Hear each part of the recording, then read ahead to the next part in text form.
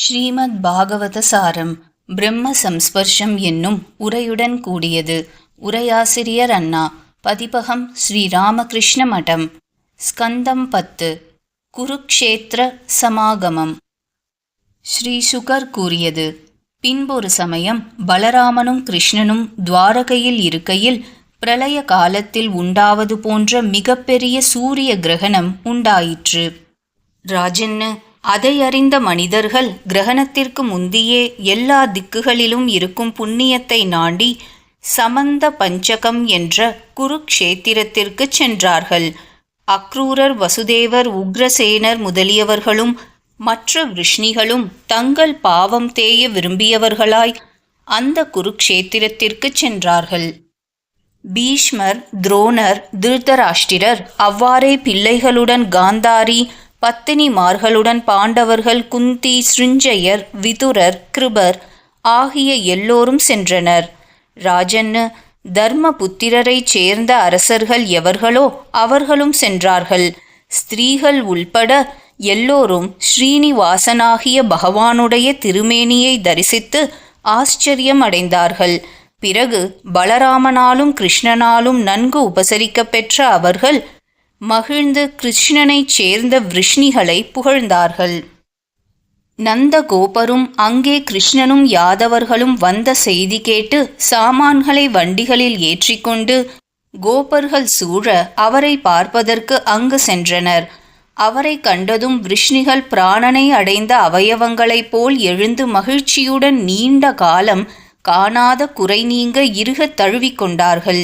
கோபிகள் எல்லோரும் வெகு நாட்களுக்கு பின் தங்கள் மனதிற்கினிய கிருஷ்ணனை அடைந்து எவரை காணுந்தோறும் இமையை சிருஷ்டித்த பிரம்ம தேவரை நொந்து கொள்வார்களோ அவரை கண்கள் வழியாக உள்ளத்தில் கொண்டு நன்றாக ஆலிங்கனம் செய்து கொண்டு யோகா ரூடர்களுக்கும் கிடைக்காத பகவத் பாவனையை அடைந்தனர்.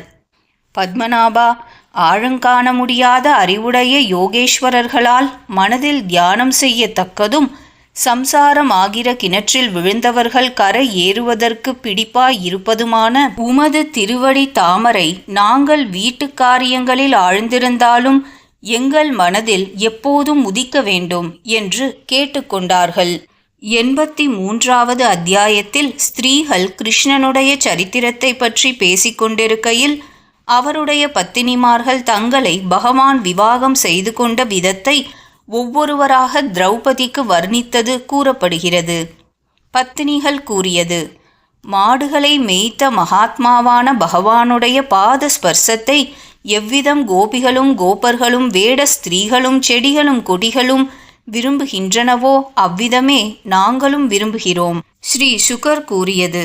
இவ்விதம் ஸ்திரீகள் ஸ்திரீகளுடனும் புருஷர்கள் புருஷர்களுடனும் பேசிக் கொண்டிருக்கையில் அங்கே கிருஷ்ணனையும் பலராமனையும் தரிசிக்க விரும்பி வியாசரும் நாரதரும் ஷ்யவனரும் தேவலரும் அசிதரும் விஸ்வாமித்ரரும் சதானந்தரும் பரத்வாஜரும் கௌதமரும் இன்னும் பல மகரிஷிகளும் வந்தார்கள். உலகனைத்தும் வணங்கும் அவர்களை பார்த்ததும் ஏற்கனவே வீற்றிருந்த பாண்டவர்களும் பலராமனும் கிருஷ்ணனும் மற்றும் அரசர்கள் முதலிய எல்லோரும் விரைவில் எழுந்து நமஸ்கரித்தார்கள். ஸ்ரீ பகவான் அவர்களை ஆசனம், பார்த்தியம், அர்க்கியம், புஷ்பம், தூபம், சந்தனம் முதலியவற்றால் பூஜித்து கூறியதாவது. அக்னியும் சூரியனும் சந்திரனும் நட்சத்திரங்களும் பூமியும் ஜலமும் ஆகாசமும் வாயுவும் வாக்கும் மனமும் வெகுகாலம் உபாசிக்கப்பட்டாலும் வேத புத்தியை உண்டாக்குவதால் பாவத்தை அறவே போக்குவதில்லை. தங்களை போன்ற தத்துவ தரிசிகளோ ஒரு முகூர்த்தம் சேவிப்பதால் போக்கடிக்கிறார்கள். அனைத்தையும் ஆளும் ஈஸ்வரன் ஆளப்படும் ஜீவனைப் போல் நடப்பதைக் கண்டு வெகுநேரம் சிந்தனையில் ஆழ்ந்து லோக சங்கிரகத்தின் பொருட்டு இங்கனம் செய்கிறார் என்று நிச்சயித்து ஆச்சரியத்துடன் ஜகத் குருவான அவரை பார்த்து அம்முனிவர்கள் பின்வருமாறு கூறினார்கள்.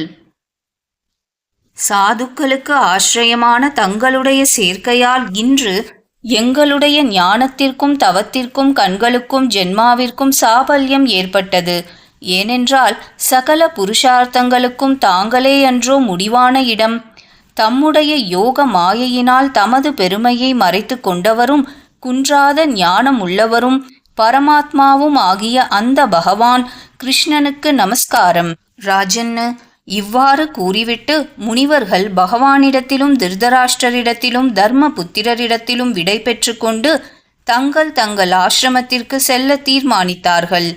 அவர்கள் போவதைக் கண்டு சிறந்த கீர்த்திமானான வசுதேவர் அவர்களை பின்தொடர்ந்து சென்று நமஸ்கரித்து கால்களை பிடித்து கொண்டு மிக வணக்கத்துடன் பின்வருமாறு கூறினார்.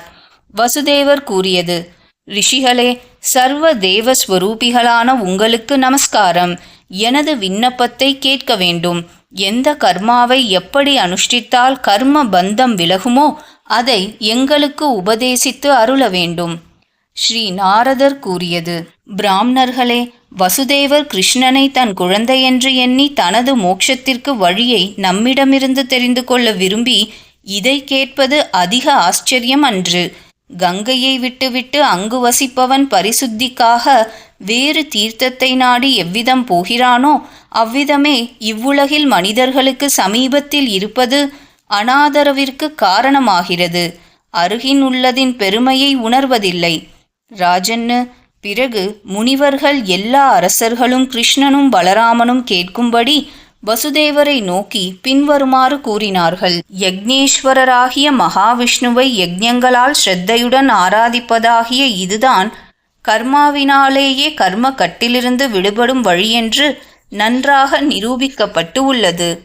மூவர்ணத்தாருக்கும் கிரகஸ்த ஆசிரமத்தில் உள்ளவர்களுக்கும் பரிசுத்தமான வழியில் சம்பாதிக்கப்பட்ட பொருளை கொண்டு ஸ்ரத்தையுடன் புருஷோத்தமனை ஆராதிப்பதாகிய இதுதான் என்றென்றைக்கும் சிறந்த நன்மையை தரும் வழி.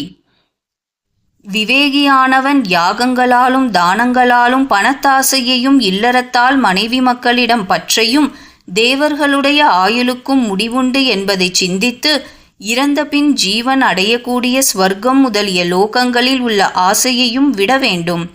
புத்திமான்கள் எல்லோருமே உலகுடன் கூடி வாழ்வதில் ஆசையை ஒழித்தவர்களாய் தபோவனம் சென்றிருக்கிறார்கள். ஸ்ரீ சுகர் கூறியது. இவ்விதம் அவர்களுடைய அவ்வார்த்தையை கேட்டு சிறந்த மனம் படைத்த வசுதேவர் தலையால் வணங்கி அந்த ரிஷிகளை சந்தோஷப்படுத்தி அவர்களையே ரித்விக்குகளாயிருந்து யாகத்தை நடத்தி தர வேண்டும் என்று கேட்டுக்கொண்டார். ராஜன்னு, இவ்வாறு தர்ம முறையில் வேண்டிக் கொள்ளப்பட்ட அந்த ரிஷிகள் அந்த க்ஷேத்திரத்தில் தர்மிஷ்டரான வசுதேவருக்கு தர்மம், மந்திரம், தந்திரம் இவைகளால் உத்தமமான வகையில் யாகங்களை நடத்தி வைத்தார்கள். வசுதேவர் அவபிருத ஸ்நானம் செய்து எல்லோரையும் பூஜித்து மரியாதை செய்தார். திருதராஷ்டிரர், விதுரர், தர்மபுத்திரர், பீமன், அர்ஜுனன், நகுல சகதேவர்கள், குந்தி தேவி, பீஷ்மர், துரோணர், நாரதர், வியாசர் முதலியவர்களும் சிநேகிதர்களும் சம்பந்திகளும் பந்துக்களும் மற்ற ஜனங்களும் பந்துக்களான யாதவர்களை மார்புற தழுவிக்கொண்டு சிநேகத்தால் மனம் கசிந்தவர்களாய் விட்டு பிரிய மனமில்லாமல் தங்கள் தங்கள் தேசம் சென்றார்கள். நந்தரும் கோபர்களும் கோபிகளும் கிருஷ்ணனுடைய பாத கமலங்களில் வைத்த மனதை திருப்பி எடுத்துக்கொள்ள முடியாதவர்களாய் மதுரைக்குச் சென்றனர். பந்துக்கள் சென்ற பிறகு கிருஷ்ணனை தெய்வமாக கொண்ட விஷ்ணிகள் மழைக்காலம் சமீபித்ததைக் கண்டு மறுபடியும் துவாரகைக்குச் சென்றார்கள். இங்கனம் ஸ்ரீமத் பாகவத மகாபுராணத்தில் தசமஸ்கந்தத்தில் 84வது அத்தியாயம் முற்றும்.